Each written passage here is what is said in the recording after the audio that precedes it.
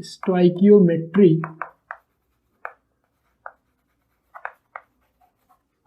And stoichiometric calculations.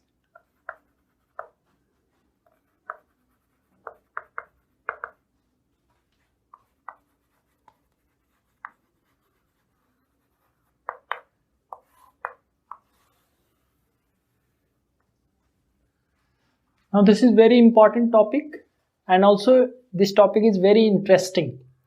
Interesting इसलिए कह रहा हूँ कि अक्सर केमिस्ट्री लैब में मैंने स्टूडेंट्स को ऐसा करते हुए देखा है कि जब उनसे कहा जाता है कोई पार्टिकुलर रिएजेंट को 2 ml ऐड करना है, ठीक है, तो बच्चे क्या करते हैं कि एक्सेस रिएजेंट उसमें ऐड करते हैं। 2 ml की जगह पर वो 10 ml ऐड कर देते हैं, 15 ml ऐड कर देते हैं, ठीक है। चाहे वो एसिड ऐड करने की बात हो, बेस ऐड करने की बात हो या कोई और केमिकल रिएजेंट ऐड करने की बात हो, ठीक है। अक्सर बच्चों में ये होता है कि हम लोग जो है लैब फीस इतना सारा हम लोग देते हैं स्कूल को, तो क्यों हम लोग कम रिएजेंट यूज करें, हम लोग एक्सेस रिएजेंट यूज करेंगे, जितना हम लोग का मन करेगा उतना हम लोग रिएजेंट ऐड करेंगे रिएक्शन में, ठीक है। ऐसा मैंने बच्चों को करते हुए देखा और मैं उन्हें समझाता भी हूँ। और खास करके जब आपको ये टॉपिक समझ में आ जाएगा तब आप समझेंगे कि क्यों एक्सेस नहीं ऐड करना चाहिए रिएजेंट। रिएजेंट एक प्रिस्क्राइब्ड अमाउंट में ही हम लोग को ऐड करना चाहिए। क्यों ऐड करना चाहिए उसका जवाब हम लोग को इस टॉपिक में मिल जाएगा, ठीक है। अब जब बच्चा इस टॉपिक को नहीं समझा रहता है तो ये गलतियां करता है। जैसे ही उसको ये टॉपिक समझ में आ जाता है तो ये गलती नहीं करता है। जितना उसको प्रिस्क्राइब्ड अमाउंट बताया जाता है या बुक में पढ़ने के बाद उसको पता चलता है कि कितना अमाउंट हमको ऐड करना है, उतना ही वो ऐड करता है, ठीक है। तो इसी कॉन्सेप्ट को समझने के लिए स्टोइकियोमेट्री को समझना जरूरी है, तभी हम लोग स्टोइकियोमेट्रिक कैलकुलेशंस कर सकते हैं और उसी के बेसिस पर हम अपने लेबोरेटरीज में केमिकल रिएक्शंस परफॉर्म करते हैं, ठीक है। तो चलिए इसको हम लोग डिस्कस करते हैं। सबसे पहले जो स्टोइकियोमेट्री है, it is derive from Greek word stoicheion, जिसका मीनिंग होता है एलिमेंट, और मेट्रॉन जिसका मतलब होता है टू मेजर, ठीक है। मतलब स्टोइकियोमेट्री में हम लोग एलिमेंट्स का मेजरमेंट करते हैं। तो एलिमेंट्स का मेजरमेंट नहीं है ये, यहाँ पर हम लोग रिएक्टेंट और प्रोडक्ट के जो अमाउंट है उसकी मेजरमेंट हम लोग स्टोइकियोमेट्रिक कैलकुलेशंस में करते हैं, ठीक है। तो ये दो ग्रीक वर्ड स्टोइकियोन जिसका मतलब एलिमेंट है और मेट्रॉन जिसका मतलब होता है टू मेजर, मतलब उसकी पैमाना बताना, ठीक है ना, उसको मेजर करना, उसको मापना, ठीक है। अब देखिए इसको समझने के लिए पहले हमें कोई एक सिंपल सा रिएक्शन लेना होगा, तब जाकर के हम लोग इस कॉन्सेप्ट को आसानी से समझ सकते हैं। मैं एक एग्जाम्पल के तौर पर एक रिएक्शन सपोज करता हूँ। मान लीजिए रिएक्शन है CH4, बहुत इजी रिएक्शन है। मीथेन का कंबसन होता है, ऑक्सीजन से रिएक्शन को कंबसन कहते हैं हम लोग, तो बनता है कार्बन डाइऑक्साइड प्लस वाटर। ये रिएक्शन आप क्लास 10th में भी पढ़े होंगे। कोई भी हाइड्रोकार्बन जब ऑक्सीजन से रिएक्ट करता है या हम कहें उसका कंबसन होता है, तो क्योंकि इसमें दो ही एलिमेंट है कार्बन और हाइड्रोजन, दोनों एलिमेंट ऑक्सीजन से जब रिएक्ट करते हैं तो कार्बन डाइऑक्साइड का फॉर्मेशन होता है और वाटर का फॉर्मेशन होता है। तो ये काफ़ी सिंपल रिएक्शन मैंने आपके सामने लिखा है, ठीक है। अच्छा, हम लोग जब भी कोई रिएक्शन लिखते हैं तो सबसे पहला चीज़ जो हमको चेक करना चाहिए वो है जो हमारे रिएक्टेंट हैं और प्रोडक्ट हैं उनके केमिकल फार्मूला। तो यहाँ पर केमिकल फार्मूला सबका सही लिखा गया है, ठीक है। दूसरा चीज़ जो हमको चेक करना चाहिए वो है कि क्या ये केमिकल इक्वेशन बैलेंस्ड है या नहीं है। तो चलिए देख लिया जाए। यहाँ एक कार्बन है, यहाँ भी एक कार्बन है, हाइड्रोजन कितने हैं 4, यहाँ पर कितना है सिर्फ 2, यानी हाइड्रोजन बैलेंस नहीं है। और ऑक्सीजन 2 है, यहाँ पर 2 + 1 3 है। तो पहले हम लोग हाइड्रोजन को बैलेंस कर लें, तो 2 × 2 = 4, ये हाइड्रोजन बैलेंस हो गया। कार्बन ऑटोमेटिकली पहले से बैलेंस था। अब ऑक्सीजन देखिए कितना हो गया 2 + 2 4, तो आप यहाँ पर 2 से मल्टीप्लाई कर दीजिए, ये ऑक्सीजन भी बैलेंस हो गया, ठीक है। ध्यान से समझिए, दो बातें मैंने बताया कि जब भी हम लोग किसी केमिकल रिएक्शन को लिखते हैं, किसी केमिकल इक्वेशन के फॉर्म में उसको रिप्रेजेंट करते हैं, तो सबसे पहला चीज हम लोग को चेक करना चाहिए कि क्या रिएक्टेंट्स और प्रोडक्ट के केमिकल फॉर्मूला सही लिखे गए हैं कि नहीं लिखे गए हैं। ठीक है। दूसरा चीज हम लोग चेक करते हैं कि हमारा केमिकल इक्वेशन बैलेंस्ड है कि नहीं है। ठीक है। अब ये हमारा जो केमिकल इक्वेशन है ये बैलेंस्ड केमिकल इक्वेशन है। ठीक है। तो इससे क्या इंफॉर्मेशन मिल रहा है? इससे हमको जो इंफॉर्मेशन मिल रहा है, पहला इंफॉर्मेशन ये मिल रहा है कि मीथेन का एक मॉलिक्यूल है, यहाँ पे वन मॉलिक्यूल, जो ऑक्सीजन के टू मॉलिक्यूल से रिएक्ट कर रहा है, और कार्बन डाइऑक्साइड का वन मॉलिक्यूल का फॉर्मेशन हो रहा है, और वाटर के टू मॉलिक्यूल्स का फॉर्मेशन हो रहा है। ठीक है। यानी हम इसको सेंटेंस में अगर बताना चाहें तो हम ये कह सकते हैं, one molecule of methane reacts with two molecules of oxygen to give one molecule of carbon dioxide and two molecules of water. ठीक है। This is the net result of chemical equation, और we can say the combustion of methane gives carbon dioxide and water according to the given relationship. ठीक है। अच्छा, इसी को अगर हम लोग मोल्स में रिप्रेजेंट करना चाहें, ठीक है, तो अगर ये वन मॉलिक्यूल प्रोड्यूस कर रहा है, इसको हम लोग अवोगाड्रो नंबर से मल्टीप्लाई कर दें पूरे केमिकल इक्वेशन में, यहाँ 1 इंटू Na लिख दें, यहाँ पर 2 इंटू Na हो जाएगा, यहाँ पर 1 इंटू Na हो जाएगा, और यहाँ पर 2 इंटू Na हो जाएगा। देखिए, कोई भी मैथमेटिक्स का इक्वेशन जब आप लिखते हैं तो उसके दोनों साइड में अगर आप किसी भी नंबर से मल्टीप्लाई करेंगे तो इक्वेशन का रिजल्ट चेंज नहीं होगा, या दोनों साइड में डिवाइड करें किसी नंबर से तब भी रिजल्ट चेंज नहीं होगा। वही सिंपल कॉन्सेप्ट से मैंने यहाँ पर क्या किया है, I have multiplied by Na on both side. तो सारे नंबर जो आपको दिख रहे थे, 1 मॉलिक्यूल 2 मॉलिक्यूल 1 मॉलिक्यूल 2 मॉलिक्यूल, वो सब Na से मल्टीप्लाई हो गया। ठीक है। और आप जानते हैं कि अगर कहीं पर अवोगाड्रो नंबर के बराबर पार्टिकल्स है तो उसी अमाउंट को हम लोग कहते हैं 1 मोल। ठीक है। यानी सिंपली आप कह सकते हैं कि ये जो मल्टीप्लाई आपने किया है 1 मॉलिक्यूल इंटू Na, तो आप लिख सकते हैं Na मॉलिक्यूल्स, 1 इंटू Na हो जाएगा। यहाँ क्या लिख सकते हैं, 2 Na मॉलिक्यूल्स,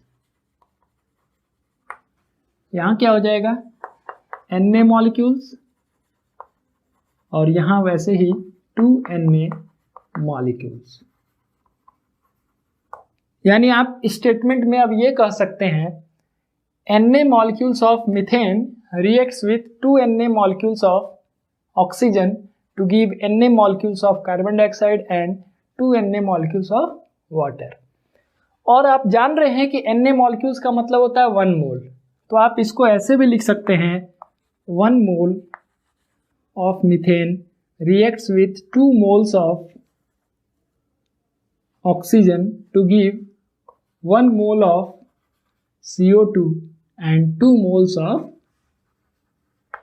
water। ठीक है।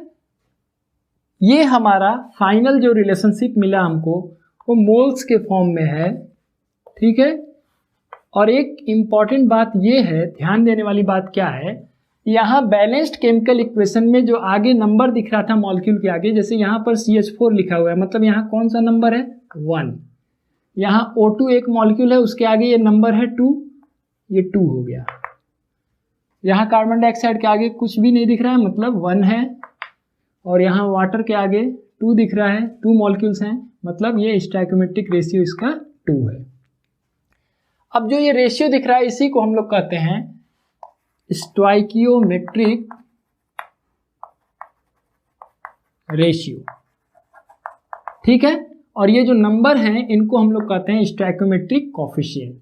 जैसे आपसे पूछा जाए इस केमिकल इक्वेशन में वाटर का स्टोइकोमेट्रिक कोफिशिएंट क्या है, तो आपका आंसर है वाटर का स्टोइकोमेट्रिक कोफिशिएंट 2 है। ठीक है। और पूरे केमिकल इक्वेशन का स्टोइकोमेट्रिक रेशियो क्या है, 1:2:1:2। जो स्टोइकोमेट्रिक रेशियो होगा वही रेशियो होता है मोल्स का। देखिए 1:2:1:2 है, तो मोल्स का भी रेशियो देखिए 1:2:1:2 2। ठीक है, तो ये आप कह सकते हैं कि इस केमिकल इक्वेशन में जो रेशियो ऑफ मोल्स है वो वही है जो कि स्टोइकोमेट्रिक रेशियो है।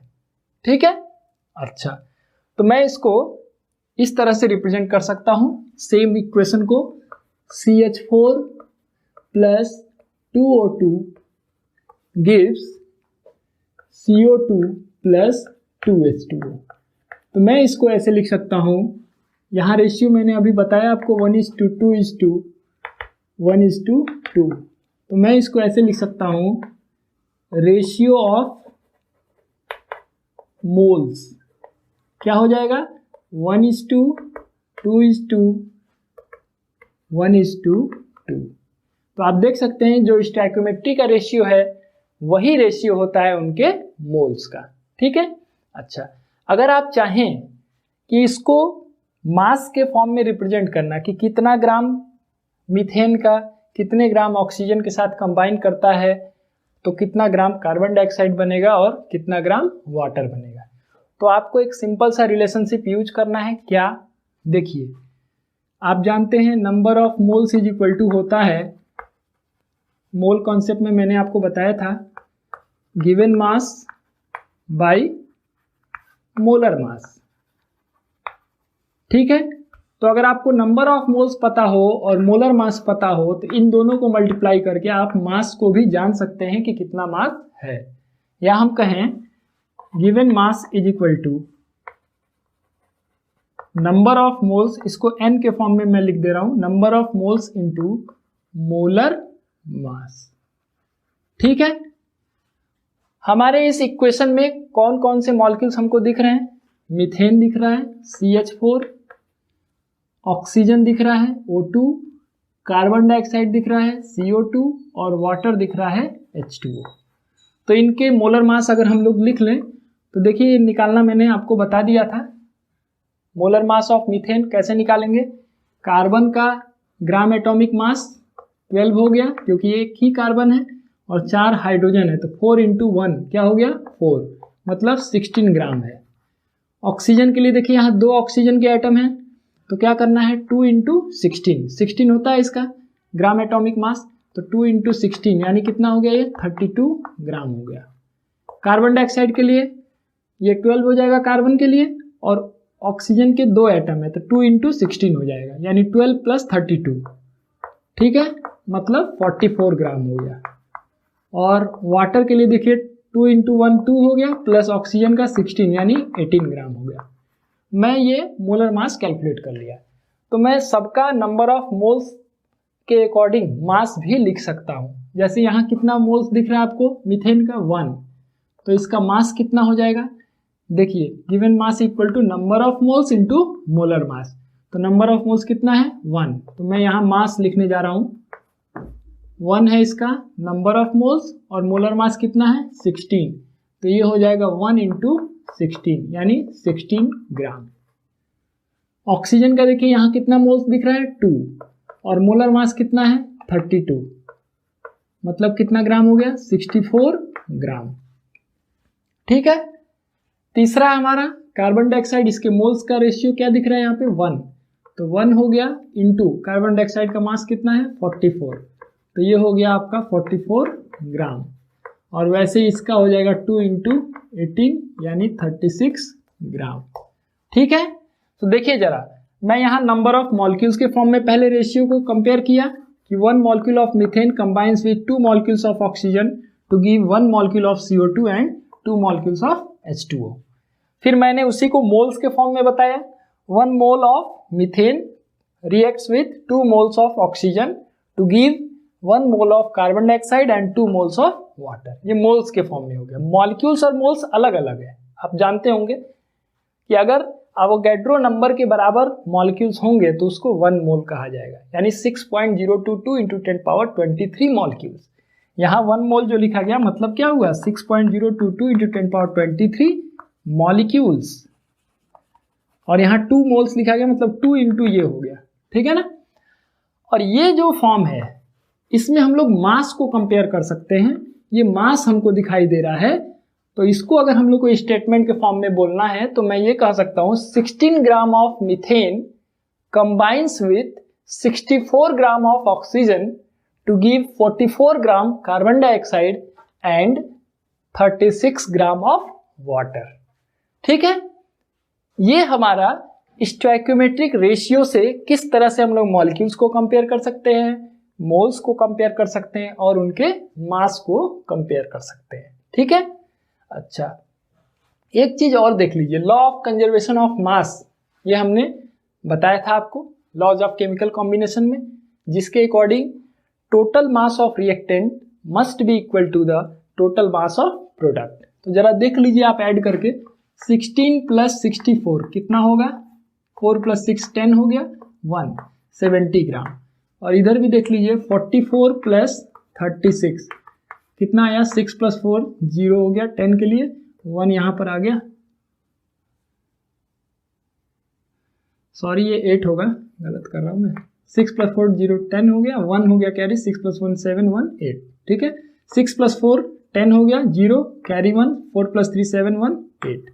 तो दोनों साइड में आप देखिए मास कितना है, 80 ग्राम है, मतलब रिएक्शन बैलेंस सही से किया गया है, इसीलिए ये law of conservation of mass को फॉलो भी कर रहा है। ठीक है, मैंने अभी कहा ना कि रिएक्शन जब भी आप लिखिए केमिकल इक्वेशन के फॉर्म में तो पहला काम आप केमिकल फॉर्मूला चेक करिए, दूसरा काम उस केमिकल इक्वेशन को बैलेंस करिए, उसके बाद ही आगे के प्रोसेस में हम लोग आगे बढ़ेंगे। ठीक है, अच्छा तो मैं ये बात कर रहा था कि बच्चे जो है जनरली जब लेबोरेटरीज में वर्क करते हैं, किसी केमिकल रिएक्शंस को परफॉर्म कर रहे होते हैं, उसमें उनको देखा जाता है कि वो टेस्ट ट्यूब में एक्सेस अमाउंट ऐड करते हैं। जैसे मान लीजिए उनसे कहा गया ए का 5 ग्राम ऐड करना है और इसमें बी का 10 ग्राम ऐड करना है, तो वो ये कहते हैं कि हम लोग लैब फीस इतना ज़्यादा देते हैं तो हम लोग 10 ग्राम क्यों यूज करेंगे, हम लोग 40 ग्राम यूज करेंगे, 50 ग्राम यूज करेंगे। ठीक है, तो क्यों ये प्रिस्क्राइब्ड अमाउंट में ही ऐड करना जरूरी होता है।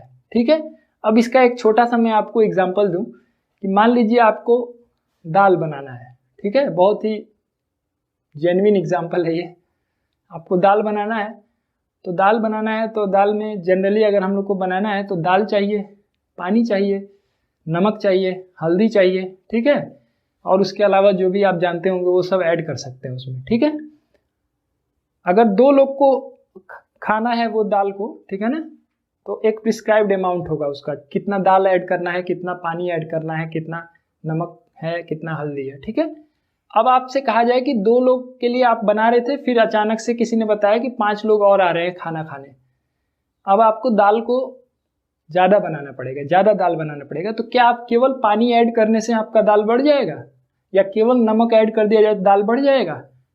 ठीक है, नहीं बढ़ेगा ना। या केवल दाल ही ऐड कर दें तो क्या वो क्वांटिटी सफिशिएंट होगा वाटर का उसको पकाने के लिए, या नमक सफिशिएंट होगा उतने दाल के लिए? नहीं होगा। यानी हमारा जो दाल बन रहा है उसमें सारे चीज के अमाउंट फिक्स हैं, कितना दाल डालना है, कितना पानी डालना है, कितना नमक डालना है, कितना हल्दी डालना है।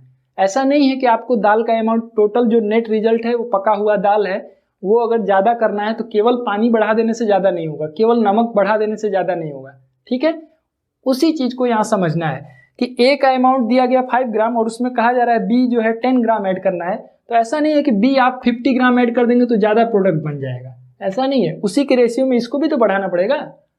ठीक है ना, कि जिस रेशियो में वो कंबाइन कर रहा है उनका मास, उस रेशियो में इंक्रीज होना चाहिए। यानी जितने भी रिएक्टेंट हैं सबके अमाउंट आपको इंक्रीज करने पड़ेंगे, केवल एक का अमाउंट आप इंक्रीज कर दीजिए तो ऐसा नहीं है कि आपका रिएक्शन जल्दी हो जाएगा या आपको ज्यादा प्रोडक्ट मिल जाएगा, ऐसा नहीं है। ठीक है, जैसे मान लीजिए कोई सॉल्ट है और उसमें आप एसिड ऐड कर रहे हैं और बताया गया कि 5 ml ऐड करना है एसिड, आपने कहा नहीं हम 20 ml ऐड करेंगे, तो 20 ml ऐड करेंगे तो उससे आपको जो प्रोडक्ट मिलेगा वो प्रोडक्ट तो बनेगा उसी प्रिस्क्राइब्ड अमाउंट में, साथ ही साथ एक्सेस जो बच गया आपका जो अनयूज्ड रिएक्टेंट है वो वहां पर इम्प्यूरिटी के फॉर्म में रहेगा प्रोडक्ट के साथ। ठीक है, इसीलिए कभी भी एक्सेस रिएजेंट ऐड नहीं करना चाहिए। जैसे मान लीजिए 16 ग्राम मीथेन यूज किया गया, तो ये कितने ग्राम ऑक्सीजन से रिएक्ट करेगा? 64 ग्राम। अगर बाय द वे वहां पर 80 ग्राम ऑक्सीजन अवेलेबल है तो क्या ये 80 ग्राम से रिएक्ट कर लेगा? नहीं, वो केवल 64 ग्राम से रिएक्ट करेगा, बचा हुआ जो 16 ग्राम है वो बच जाएगा, वो अनयूज्ड बच जाएगा। ठीक है।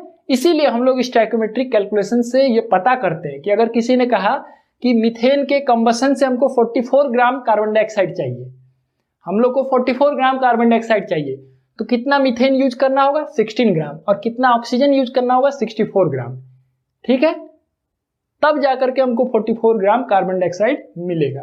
अगर इससे कम यूज करेंगे ये दोनों तब भी नहीं मिलेगा, इससे ज्यादा यूज करेंगे तो ज्यादा बन जाएगा, ठीक है।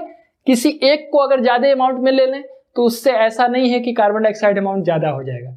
जब भी आपको लेना होगा, जितने भी रिएक्टेंट होंगे उनका एक प्रॉपर अमाउंट ही सेलेक्ट करना चाहिए केमिकल रिएक्शंस को करने के लिए, ठीक है। तो इसमें दो तरह के क्वेश्चंस हम लोग से पूछे जाते हैं। पहला टाइप का क्वेश्चन ऐसा होता है जिसमें एक रिएक्टेंट का आपको अमाउंट दे दिया जाता है और बाकी के अमाउंट पूछे जाते हैं, वो इजी टाइप का क्वेश्चन होता है, ठीक है। तो बहुत आसान है, आपको रेशियो पता कर लेना है, उसी रेशियो में वो इंक्रीज कर लेना है। लेकिन रेशियो किसका होता है, मोल्स का होगा या फिर मॉलिक्यूल्स का होगा। आपके लिए बेस्ट है कि आप मोल्स के रेशियो में क्वेश्चन को सॉल्व करें, ठीक है, क्योंकि आप जानते हैं ना, the fundamental unit for the amount of substance is mole. तो इसीलिए जब भी आप स्टोइकोमेट्रिक कैलकुलेशंस करते हैं या किसी केमिकल इक्वेशन में रिएक्टेंट या प्रोडक्ट के अमाउंट को डिसाइड करना होता है तो हम लोग मोल्स में कंपेयर करते हैं। जो उसका ग्राम में मास होगा उससे कंपेयर नहीं किया जाएगा। देखिए आप यहां पर देखिए जरा, मोल्स का रेशियो क्या है 1:2 है, लेकिन ग्राम में जो मास है उसका रेशियो देखिए तो क्या है, ये 16 ग्राम है, ये कितना है 64 ग्राम, ये रेशियो 1:4 आ रहा है, ठीक है। तो इसलिए हम लोग कभी भी ग्राम में कंपेयर नहीं करते। हम लोग को जब भी कंपेयर करना होगा नंबर ऑफ मोल्स से हम लोग कंपेयर करेंगे, फिर उसको मास में चेंज कर लेंगे। ग्राम में मास में चेंज करने के लिए बहुत आसान है। आपको अगर मोल्स का रेशियो पता है, आप पता कर लिए कि कितना मोल्स बनेगा या कितना मोल्स रिक्वायर्ड है, तो उसको आप मास में भी चेंज कर सकते हैं इस तरह से, given mass equal to number of moles into molar mass. तो अगर आपको पता है, जैसे यहां पर लिखा गया 1:2:1:2, ठीक है। अब किसी ने कहा ये 5 मोल्स है, यहां पर ये 5 मोल्स है, तो ये कितना होगा, ये कितना होगा, ये कितना होगा।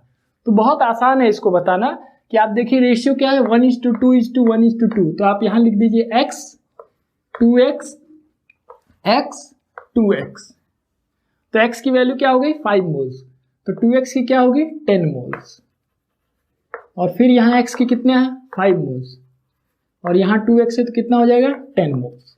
तो इस तरह से तुरंत आपको पता चल जाएगा। और अगर यही पूछा जाए अगर कि कितना ग्राम होगा, तो फिर यही मेथड से आप ग्राम में चेंज कर लीजिएगा कि नंबर ऑफ मोल्स 10 हो गया, मोलर मास कितना होता है ऑक्सीजन का 32, तो ग्राम में मास हो जाएगा 320 ग्राम, ठीक है। मेरे कहने का मतलब ये है कि आप हमेशा कंपैरिजन करेंगे तो वो मोल्स में करेंगे, ठीक है ना। यानी स्टोइकोमेट्रिक रेशियो जो रहेगा उससे आप रेशियो ऑफ मोल्स लिख लेंगे और मोल्स से आप कंपेयर करेंगे रिएक्टेंट के अमाउंट और प्रोडक्ट के अमाउंट को, और बाद में अगर ग्राम में पूछा जा रहा है मास, ठीक है, तो आप उसको कन्वर्ट कर सकते हैं। या कभी कभी गैसियस रिएक्शंस के केस में हम लोग को वॉल्यूम भी पूछा जाता है एट एसटीपी। तो आपको रिलेशन पता है कि मोल्स अगर पता रहेगा तो volume at STP equal to क्या होता है, नंबर ऑफ मोल्स इंटू 22.4, ठीक है, बताया था मैंने आपको।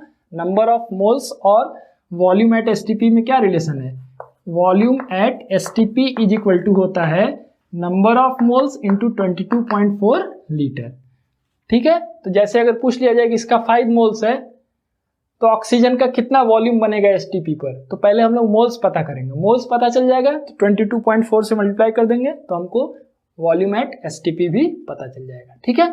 चलिए कुछ क्वेश्चंस करते हैं। पहले इजी टाइप वाला क्वेश्चन करेंगे, उसके बाद फिर हम लोग सेकंड स्टेप में जाएंगे जिसमें हम लोग लिमिटिंग रिएजेंट का कॉन्सेप्ट पढ़ेंगे, जो थोड़ा टफ टाइप का क्वेश्चन है। हालांकि आपको बहुत अच्छे से समझ में आएगा जब आप स्टोइकोमेट्रिक रेशियो को कंपेयर करेंगे तो, ठीक है ना। तो चलिए देखते हैं क्वेश्चन 1।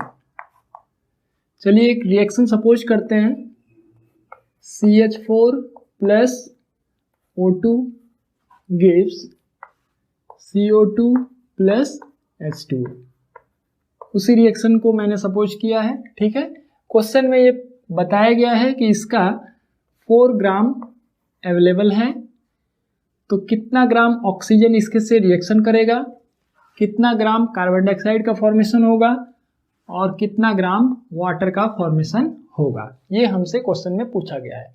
ऐसे क्वेश्चंस लैंग्वेज के फॉर्म में पूछा जाता है, ठीक है। जैसे क्वेश्चन ये पूछा जाएगा 4 gram of methane reacts with oxygen to produce carbon dioxide and water. Predict the amount of oxygen used and the amount of carbon dioxide and water formed in the reaction.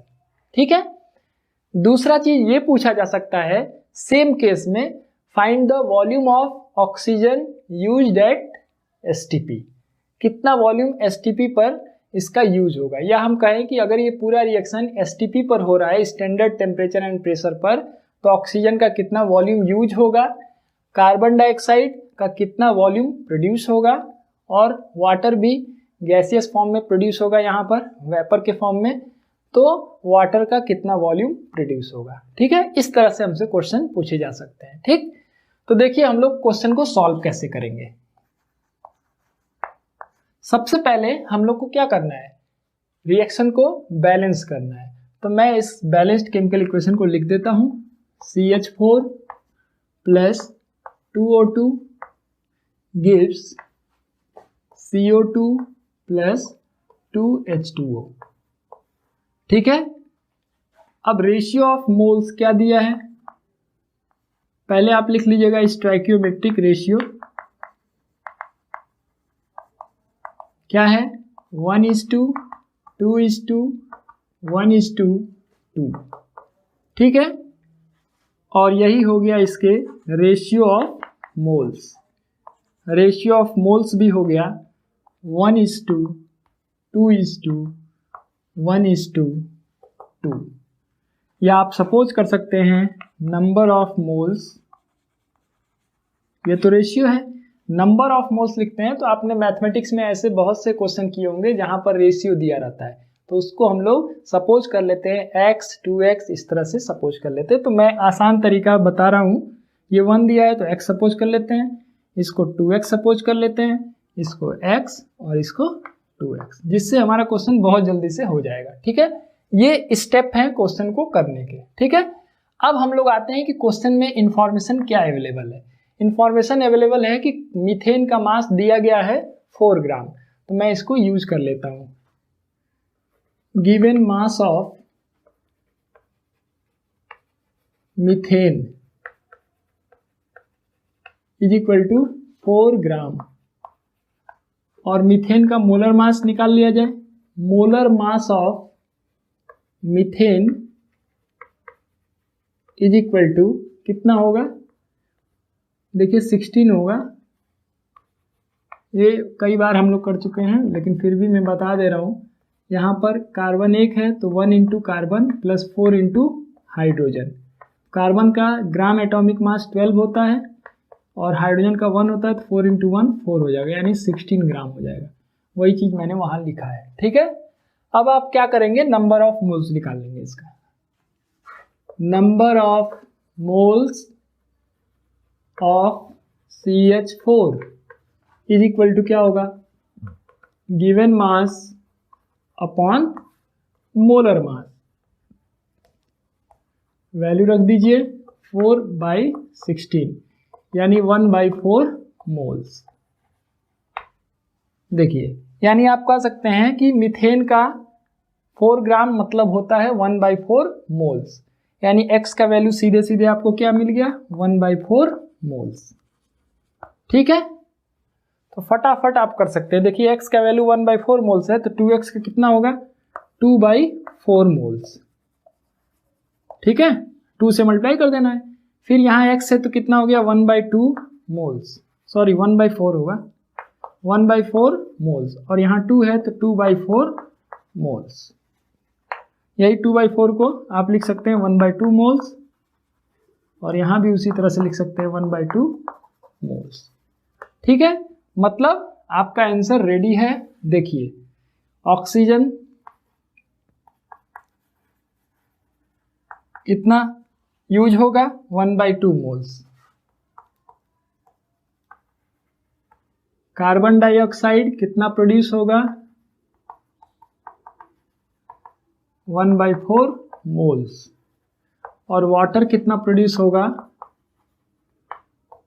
1/2 moles.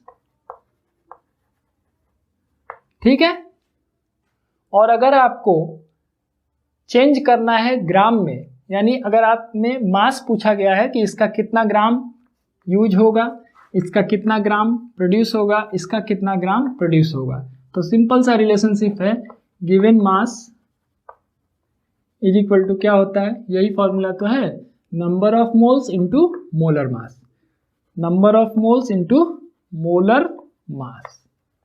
तो सबके molar mass से आप multiply करें। गलती क्या करते हैं बच्चे, देखिए गलती को जानना बहुत जरूरी है। देखिए यहां पर मोलर मास निकालना होगा तो बच्चा 2 इंटू O2 का मोलर मास निकाल देता है। मोलर मास हमेशा मॉलिक्यूल का निकाला जाएगा, ये नहीं कि वो कितने से मल्टीप्लाई किया गया है, स्टोइकोमेट्रिक कोफिशिएंट से नहीं मतलब है। O2 का मोलर मास 32 होगा, ये नहीं कि आप इस पूरे का मास निकाल लीजिए 2O2 का, कि आप इसको जो है 64 यूज कर लीजिए। यही गलती करते हैं बच्चे कि आगे जो नंबर मल्टीप्लाई करता है उसको भी मल्टीप्लाई कर देते हैं। मोलर मास मॉलिक्यूल के लिए हम लोग निकाल रहे हैं। जैसे CH4 का मोलर मास देखिए कितना है, 16 है, तो वैसे ही हम लोग देखें O2 का निकालेंगे, CO2 का निकालेंगे और H2O का निकालेंगे। तो O2 का आप निकालेंगे तो 2 इंटू 16 यानी 32 ग्राम होगा। CO2 का निकालेंगे तो 1 into carbon plus 2 into oxygen यानी 1 इंटू 12 प्लस 2 इंटू 16, टोटल आप कर लीजिएगा 44 आएगा। और H2O का 2 into H plus 1 into O यानी 2 प्लस 16 यानी 18 आएगा, 18 ग्राम। ठीक है, तो मोलर मास मॉलिक्यूल को लेकर के निकालेंगे, ये नहीं कि बैलेंस्ड इक्वेशन में जो नंबर है उसको भी आप यूज करने लगे।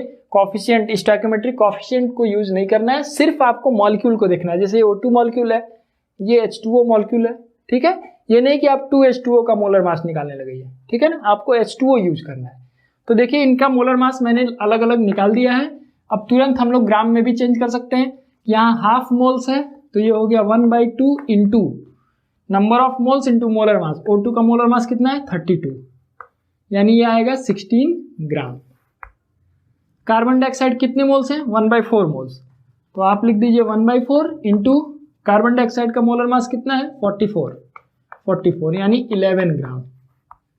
और वाटर का हाफ मोल्स यानी हाफ इंटू मोलर मास कितना है वाटर का, 18 यानी 9 ग्राम। यानी आपका आंसर रेडी है। ग्राम में क्या हो गया, आप लिख सकते हैं कि 4 gram of methane combines with 16 gram of oxygen to produce 11 gram of CO2, ठीक है, एंड 9 ग्राम ऑफ H2O।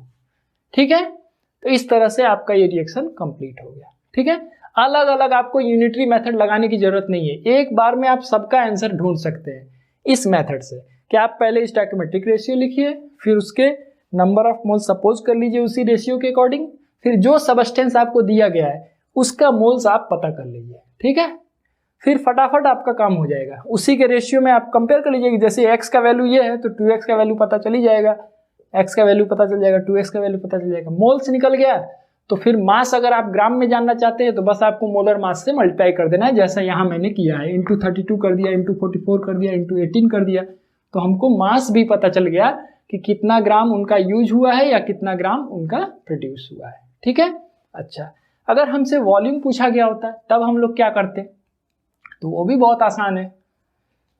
देखिए volume at STP equal to होता है number of moles into 22.4 litre. तो सीधा सीधा ऑक्सीजन का अगर वॉल्यूम पूछा जाए, वॉल्यूम ऑफ O2, तो क्या हो जाएगा, नंबर ऑफ मोल्स क्या है, हाफ इंटू 22.4 लीटर।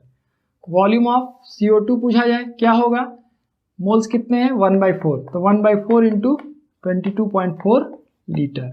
और वॉल्यूम ऑफ H2O पूछा जाए तो क्या होगा, हाफ मोल्स है तो 1/2 इंटू 22.4 लीटर। ठीक है, तीनों तरह के कंपेरिजन्स आप कर सकते हैं, नंबर ऑफ मोल्स के कंपेरिजन, मास इन ग्राम के कंपेरिजन और वॉल्यूम इन लीटर्स का। लेकिन ध्यान रहे कि आपका कंपेरिजन शुरू होगा किससे, नंबर ऑफ मोल्स से। ये नहीं कि आप 4 ग्राम है तो आप इसी रेशियो में कंपेयर करने लगिए, पता चले यहाँ 4 सपोज कर लिए तो यहाँ आप आंसर बता दिए 8 ग्राम और इसका 4 ग्राम और इसका 8 ग्राम, ये पूरी तरह से रॉन्ग है। कभी भी हम लोग जो मास ग्राम में दिया है उससे कंपेयर नहीं करते हैं। जो भी रेशियो है ये रेशियो किस चीज का रेशियो होता है, नंबर ऑफ मोल्स का होता है। तो मोल्स में ही हम लोग कंपेयर करेंगे और बाकी जिस फॉर्म में पूछा गया होगा उस फॉर्म में उसको बाद में कन्वर्ट कर लेंगे। ठीक है, तो ये आपका एक सिंपल टाइप का क्वेश्चन है स्टोइकोमेट्रिक कैलकुलेशंस पर। ठीक है, अब इसके बाद हम लोग डिस्कस करेंगे लिमिटिंग रिएजेंट पर, जो इससे हार्ड लेवल का या हम कहें मीडियम लेवल का, हार्ड तो नहीं कहूँगा क्योंकि बहुत इजी क्वेश्चन होता है ये। एग्जाम में अगर बच्चा एक्सपर्ट है तो ये उसको लिखने की जरूरत नहीं है, वो तुरंत बता देगा। ये 4 ग्राम तुरंत वो लिख देगा, 4 बाई इसका मोलर मास तुरंत वो दिमाग में कैलकुलेट कर लेगा, इसका 12 + 4 16 यानी सीधे सीधे 1/4 मोल्स आया। और 1/4 आए तुरंत वो इसी फॉर्म में तुरंत कर लेगा कि 1:2 है तो x 2x हो गया, ये 1/4 हो गया, तुरंत यहाँ पर निकाल लेगा। फिर सब तो पूछा नहीं जाता है, किसी एक का पूछा जाएगा, CO2 पूछा जाए, चाहे H2O पूछा जाए, चाहे O2 पूछा जाए, तो जो मोल्स पूछा जाएगा मोल्स बता देंगे। मास पूछा जाएगा तो मोलर मास से मल्टीप्लाई कर दीजिए, ग्राम में मास पता चल जाएगा। वॉल्यूम पूछा जाएगा 22.4 से मल्टीप्लाई कर दीजिए, उतना लीटर उसका वॉल्यूम हो जाएगा। ठीक है, तो जनरली जो है पेन वेन यूज नहीं करना पड़ता है ऐसे क्वेश्चंस के लिए। अगर आपका कॉन्सेप्ट क्लियर है तो आप बहुत ही फास्ट 1-1.5 मिनट में ये क्वेश्चन को खत्म कर देंगे। ठीक है, और बहुत इंपॉर्टेंट क्वेश्चन भी है, आता भी है, इससे क्वेश्चन पूछे भी जाते हैं कॉम्पिटेटिव एग्जाम्स में। ठीक है ना, तो चलिए हम लोग अब लिमिटिंग रिएजेंट पर डिस्कशन करते हैं।